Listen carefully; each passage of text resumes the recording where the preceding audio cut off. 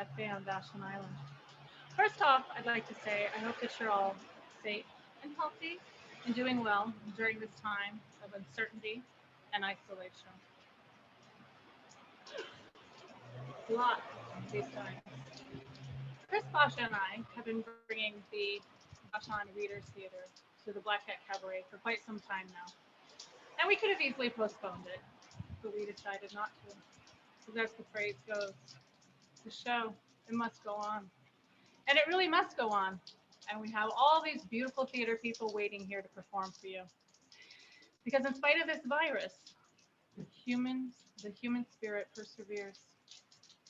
And without further ado, I present to you our very own, our very talented and most lovable Cubano, Chris Boscia. So here we go. Woohoo!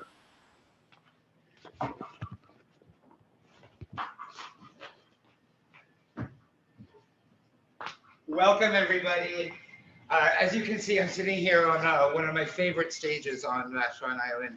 This is the Black Cat Cabaret, where for the last 7 months, we have performed stage readings of plays, new plays, old plays, original plays, standards, classics. And we were supposed to do a show tonight anyway, and we didn't have to cancel. And so I thought, what better way to do this than to get our actors together from their respective homes and perform this. Now, we did rehearse this weekend quite a lot. We are very low tech. We are theatricians. We don't know anything about the techniques and tech of putting on a show as far as camera work. So we're going to do as best as we can. We did rehearse. Our actors are just wonderful. Some of them I've actually worked with all these actors before. Dedra, Dakota, Michael Shook, and Kuzma, Jonathan Kuzma. So one thing that I wanted to say about this Chekhov play is that it's all about the battle of the sexes, and it still is pretty relevant. He wrote this over 100 years ago. I was lucky enough to perform in this maybe 40 years ago. I didn't know what I was doing. I always wanted to visit this play again. So here we are with Chekhov's The Boor. Now, you might be wondering what this is here for. Well, this is our tip jar. It's our hat. I pass the hat around every single time we do one of these shows for our actors to buy themselves cocktails or get themselves gas home. But later on, you're going to see on your screen, you're going to see our Venmo account, and we're going to definitely split the tips. So please throw us $1, throw us $5, throw us $20. It really will come in handy, and it'll show our actors that you appreciate them. So without further ado, we're going to unmute our actors who are standing by. My actors would unmute themselves. If my audience that are sitting back would make sure to turn off their own videos and also mute themselves. Now, you are allowed to smoke in your home. You're allowed to drink whatever you want. You can smoke whatever you want either. This is your own home here. So without further ado, we will get started in about a minute with Anton Chekhov's The Boor.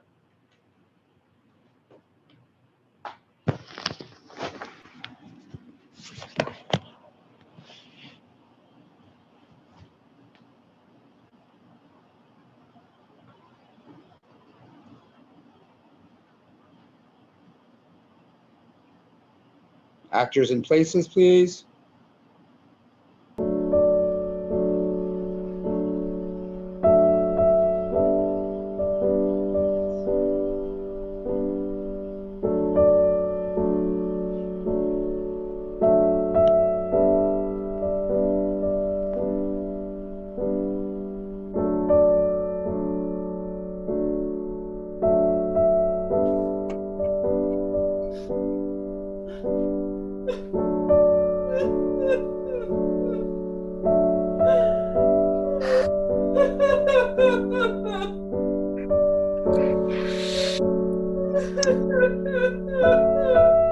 It isn't right, ma'am. You're wearing yourself out. The maid and the cook have gone looking for berries. Everything that breathes is enjoying life. Even the cat knows how to be happy. slips about the courtyard and catches birds. But you hide yourself in a house as though you were in a cloister.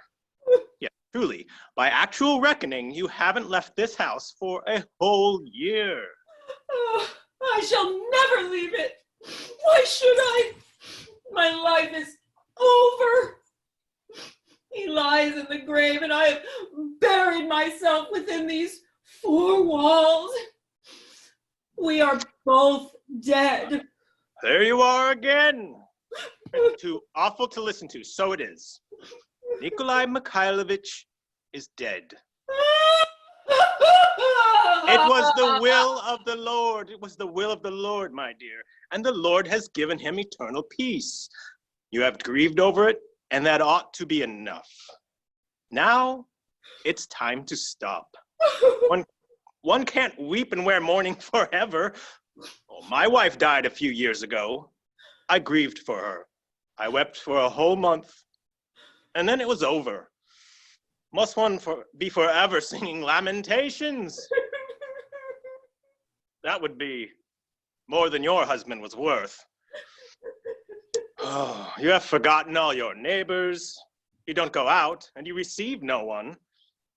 We live, you'll pardon me, like spiders. And the good light of day we never see. All the livery is eaten by mice, as though there weren't any more nice people in the world. But the whole neighborhood is full of gentlefolk. The regiment is stationed in Ribloff, officers so simply beautiful. One can't see enough of them. Young and pretty as you are, madam. Oh, and every Friday night, a ball. Military music every day. Oh, my dear, my dear. If only you'd let your spirits live. Beauty can't last forever. Ma'am, when 10 short years are over, you'll be glad enough to go out a bit and meet the officers. And then it will be too late. Oh, please don't speak of such things again. You know very well that since the death of Nikolai Mikhailovich, my life is absolutely nothing to me. You think I live, but it only seems so. Do you understand? Oh, that his departed soul may see how I love him. Oh, I know it is no secret to you. He was often unjust to me, cruel, and he wasn't faithful. But I shall be faithful to the grave and prove to him how I can love. There, in the beyond, he'll find me the same as I was until his death. Oh, what is the use of all these words? When you'd so much rather go walking in the garden or order Tabby and Wellican to be harnessed to the trap. Why not visit the neighbors? Madam, oh dear madam, what is it? In heaven's name. He loved Tabby so.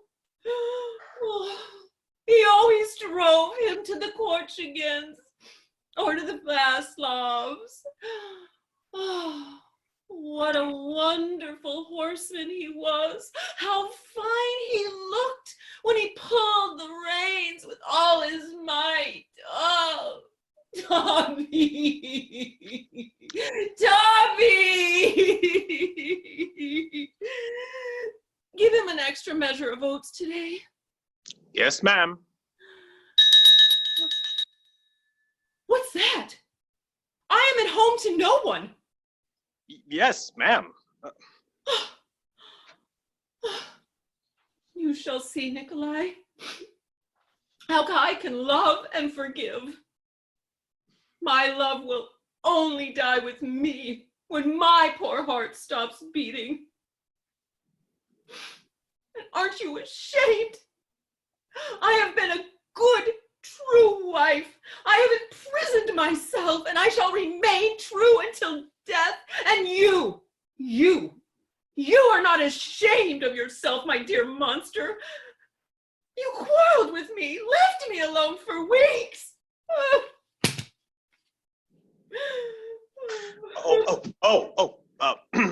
Ma'am, someone is asking for you.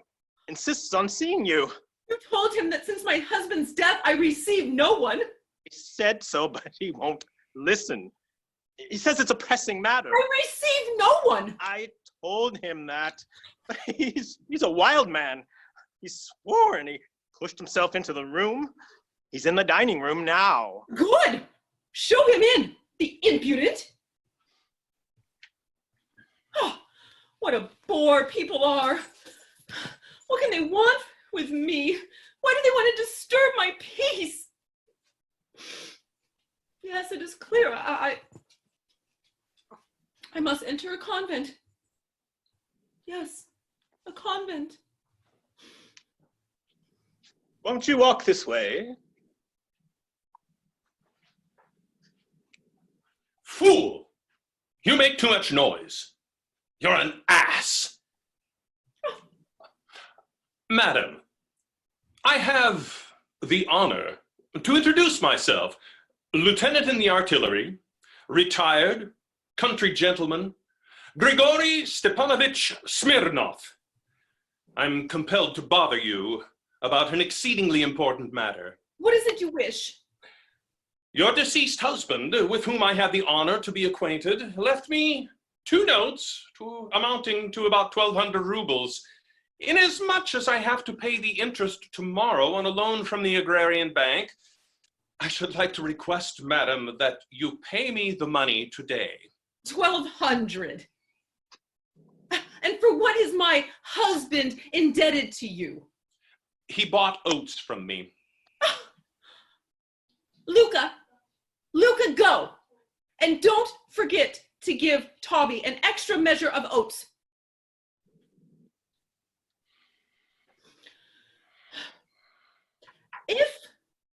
If Nikolai Mikhailovich is indebted to you, I shall pay you, of course.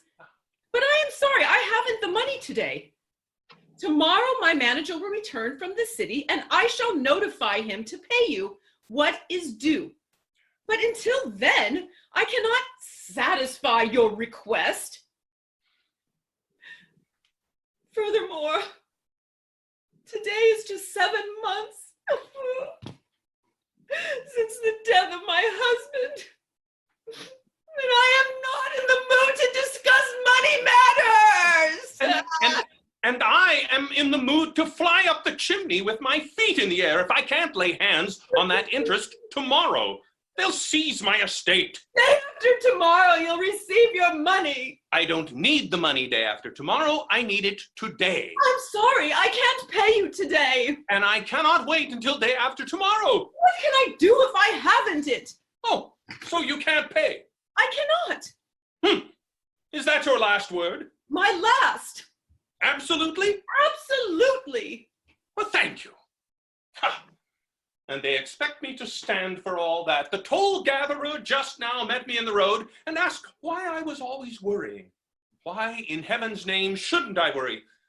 I need money. I feel the knife at my throat. Yesterday morning, I left my house in the early dawn and called on all my debtors. If even one of them had paid his debt, I worked the skin off my fingers. The devil knows what sort of Jew inn I slept in last night, in a room full of barrels of brandy. And now at last I come here, 70 versts from home, hope for a little money, and all you give me is moods. Why shouldn't I worry? I thought I made it plain to you that my manager will return from town and then you will get your money. I did not come to see the manager. I came to see you. What the devil, pardon the language, do I care for your manager? Really, sir, I am not used to such language or such manners. I shan't listen to you further. And what can one say to that? Moods. 7 months since her husband died. Do I have to pay the interest or not? I repeat the question. Have I to pay the interest or not? The husband is dead and all that. The manager is the devil with the manager, traveling somewhere. Now, tell me, what am I to do? Shall I run away from my creditors in a balloon? Or knock my head against a stone wall? If I call on Gruzdev, he chooses to be not at home. Yaroshevich has simply hidden himself. I have quarreled with Kurtzin and came near throwing him out the window. Mashatov is ill, and this woman has moods. Not one of them will pay up. And all because I've spoiled them all. Because I'm an old whiner, dish rag. I'm too tender-hearted with them. But wait! I allow nobody to play tricks on me, the devil with them all. I'll stay here and not budge until she pays. How angry I am! How terribly angry I am! Every tendon is trembling with anger, and I can hardly breathe. I am even growing ill. Servant! What is it you wish? Bring me kadash or water. Now! Well, what can we do? She hasn't it on hand. What sort of logic is that? A fellow stands with the knife at his throat. He needs money. He is on the point of hanging himself, and she won't pay because she isn't in the mood to discuss money matters. Women's logic. That's why I never like to talk to women. Why I dislike doing it now. I would rather sit on a powder barrel than talk with a woman. I'm getting cold as ice. This affair has made me so angry. I need only to see such a romantic creature from a distance to get so angry that I have cramps in my calves. It's enough to make one yell for help. Madam is not ill. Madam is ill and not receiving. Oh, March!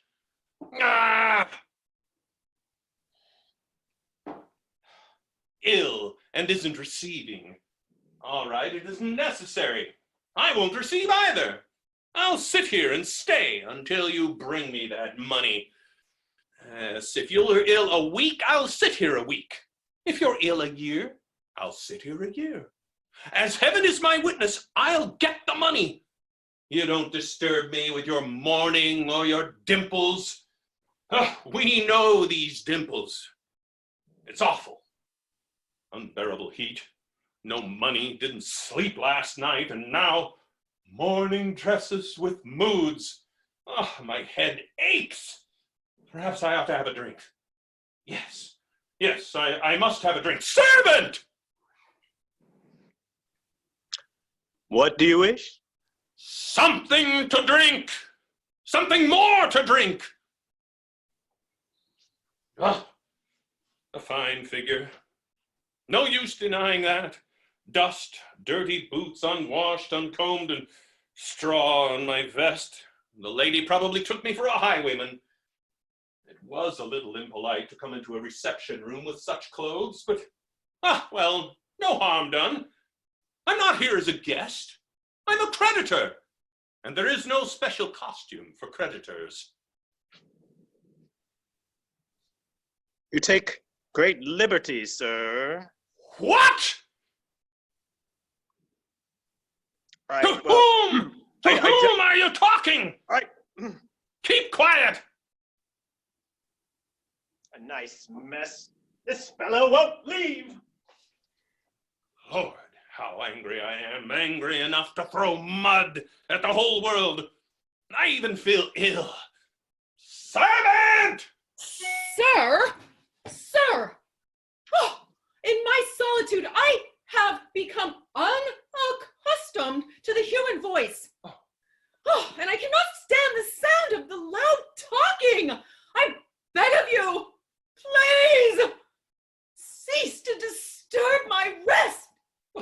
Pay me my money, and I'll leave. I told you once plainly, in your native tongue, that I haven't the money at hand.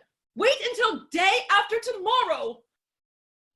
And I also had the honor of informing you in your native tongue that I need the money not day after tomorrow, but today. If you don't pay me today, I shall have to hang myself tomorrow. But what can I do if I haven't the money? So, you are not going to pay immediately. You're not. I cannot. Then I'll sit here until I get the money. You will pay day after tomorrow? Excellent. Here I stay until day after tomorrow. I ask you, do you think I have to pay that interest tomorrow or not? Or do you think I'm joking?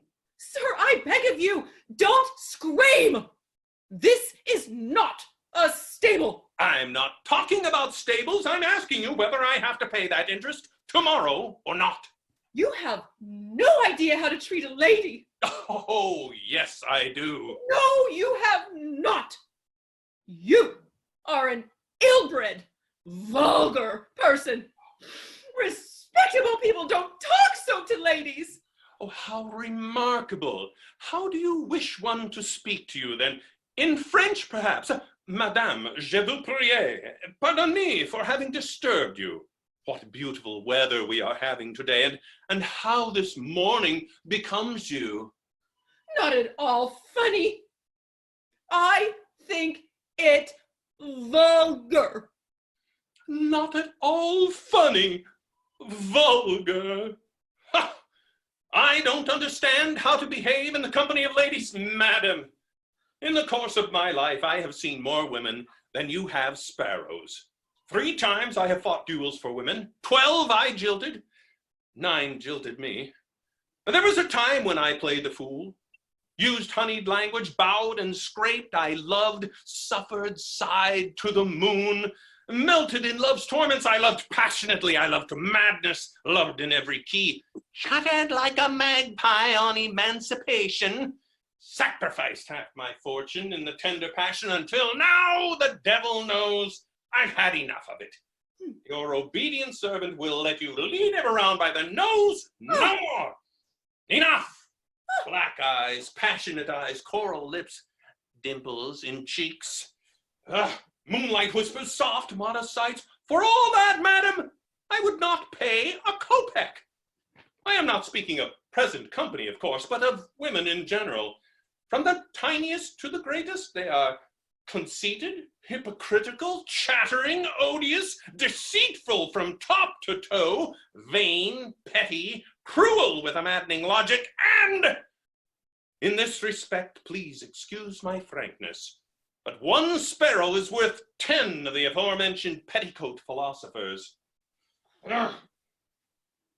When one sees one of these romantic creatures before him, he imagines he is looking at some holy being, so wonderful that its one breath could dissolve him in a sea of 1,000 charms and delights.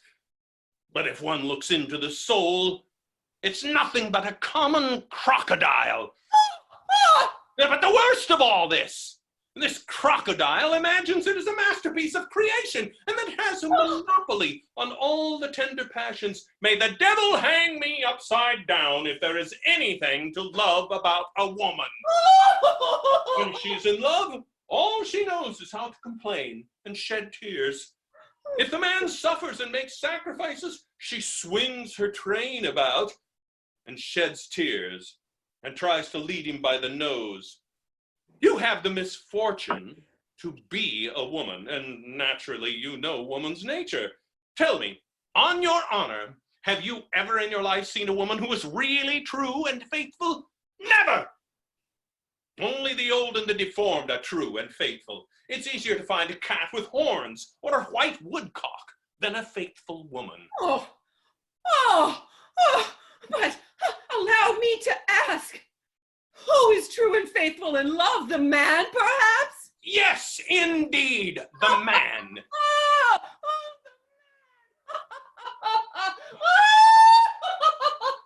The man true and faithful in love.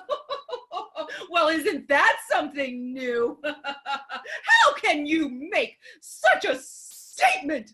Men true in love and faithful. So long as we have gone thus far, I may as well say that of all the men I have known, my husband was the best. I loved him passionately with my heart and my soul, as only a young, sensible woman may love. I gave him my youth, my happiness, my fortune, my life. I worshipped him like a heathen. And what happened? This best of man betrayed me in every possible way. After his death, I found his desk filled with love letters. While he was alive, he left me alone for months. It is horrible to even think about it. He made love to other women in my very presence. He wasted my money and made fun of my feelings. And in spite of everything, I trusted him. And I was true to him. And more than that, he is dead. And I am still true to him. I have buried myself within these four walls, and I shall wear this mourning to my grave. Mourning! Oh, what on earth do you take me for? As if I didn't know why you wore this black domino and why you buried yourself within these four walls. Such a secret. So romantic.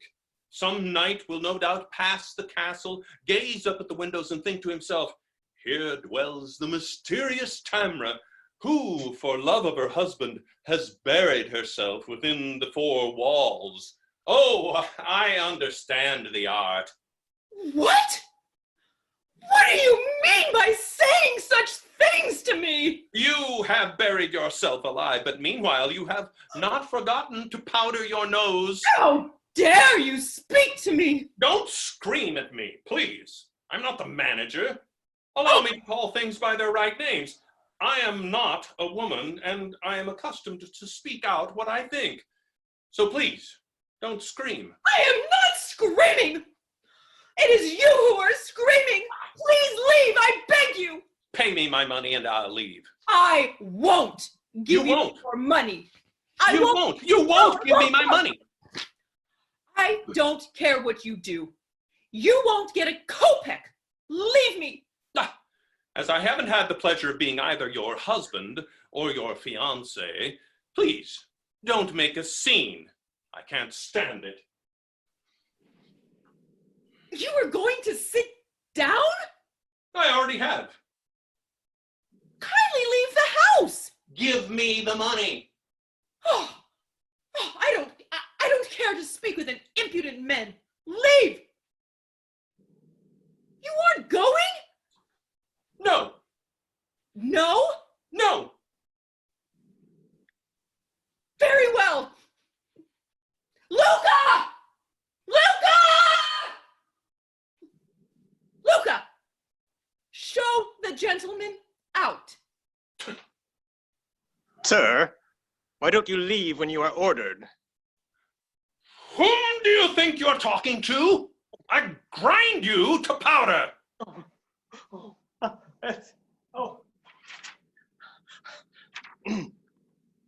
Good Lord. I'm ill. Oh. I can't breathe. Where is Dasha? Dasha! Pelagaya! Oh, no, they're all gone, ma'am. I'm ill. I can't breathe. Water. Leave! Get out! Kindly be a little more polite. You are vulgar! You're a boor! A monster! What did you say?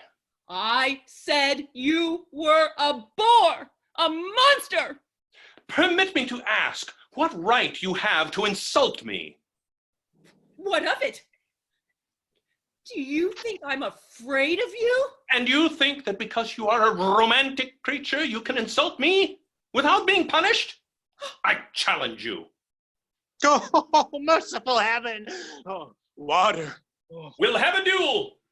Do you think because you have big fists and a steer's neck, I am afraid of you? I allow no one to insult me, and I make no exception because you are a woman, one of the weaker sex. Boor! Boor! Boor! It is high time to do away with the old superstition that it is only the man who is forced to give satisfaction, if there is equity at all. Let there be equity in all things. There is a limit. You wish to fight a duel? Oh, very well. Yes, immediately. Immediately. My husband had pistols. I will bring them. Oh, it'll be my pleasure to put a bullet in your impudent head. The devil take you. Ugh! I'll shoot her down. I'm no fledgling, no sentimental young puppy. For me, there is no weaker sex. Oh, sir, have mercy on me, an old man, and go away. You have frightened me to death already, and now you want to fight a duel. Oh, A duel. That's equity. That's emancipation. That way, the sexes are made equal. I'll shoot her down as a matter of principle. What can a person say to such a woman? The devil take you. I'll put a bullet in your impudent head. What can one say to that? She was angry. Her eyes blazed. She accepted the challenge. On my honor, it's the first time in my life that I ever saw such a woman. Sir, go away. Go away.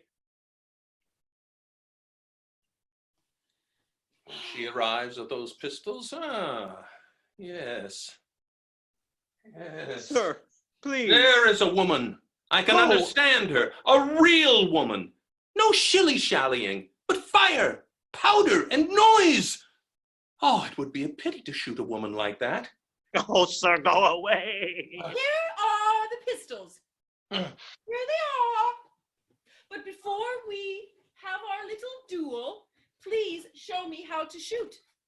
I've never held a pistol in my hand before. Oh, God be merciful and have pity on us. I'll go get the gardener. Oh, and the coachman too. Oh, why has this horror come upon us? You see, there are different kinds. There are special dueling pistols with cap and ball, but those are revolvers, Smith & Wesson, with ejectors, fine pistols. A pair like that cost at least 90 rubles. Now, this is the way to hold a revolver. Oh, those eyes, a real woman. Like this? Yes, that way. And then you pull the hammer back. So, then you aim. Yes. Put your head back just a little. Yes, just stretch your arm out, please. So, then press your finger on the thing like that, and that is all. The chief thing is this. Don't get excited. Don't hurry your aim, and take care that your hand does not tremble. It isn't well to shoot inside. Yes. I'll tell you now, I am going to shoot into the air. That is too much. Why? Because that's my business. Oh, you are afraid. Yes. No, my dear sir. No flinching. I won't rest until I've made a hole in that head I hate so much. Are you afraid? Yes, I am afraid. You're lying. Why won't you fight? Because I like you. You like me? He dare says he likes me. Go. Listen, are you still angry? I was mad as the devil, but please understand me. Oh, how can I express myself? The thing is like this. Such things are... Now, is it my fault that you owe me money? I like you. Do you understand? I'm almost in love. Leave! I hate you! Oh, Lord, what a woman! I never in my life met one like her. I'm lost, ruined. I've been caught like a mouse in a trap. Go! Go or I'll shoot! Shoot. Then shoot. You have no idea what happiness it would be to die in sight of those beautiful eyes, to die from the revolver in that little velvet hand. I'm mad. Consider it and decide immediately, for if I go now, we shall never see each other again. Decide. Speak. I am a noble, a respectable man. I have an income of 10,000 and can shoot a coin thrown into the air. I own some fine horses. Will you be my wife? I'll shoot! Oh, my mind is not clear. I can't understand. Servant, water! I have fallen in love like any young man. Oh, I love you. I love you as I have never loved before. 12 women I jilted, 9 jilted me, but not one of them all have I loved as I love you. I am conquered, lost. I lie at your feet like a fool and beg for your hand. Shame and disgrace. For 5 years I have not been in love. I thank the Lord for it. And now I am caught like a carriage tongue in another carriage. I beg for your hand, yes or no. Will you? Good. Wait a minute. Well? Nothing. You may go. But wait a minute. No. Go on. Go on. I hate you. Oh no. Don't go. Don't go. Oh, if you knew how angry I was. How angry. Oh, my finger is swollen from this thing. What are you standing there for? Get out. Farewell. Yes, go. Where are you going? Why are you going? Wait. No, go. How angry I am. Don't come to me. Angry I am with myself. Fall in love like a schoolboy. Throw myself on my knees. I've got a chill. I love you. Oh, this is fine. All I needed was to fall in love. Tomorrow I have to pay my interest. The hay harvest has begun. And then you appear. I can never forgive myself. Go away. Take your hands off of me. I hate you. You. This.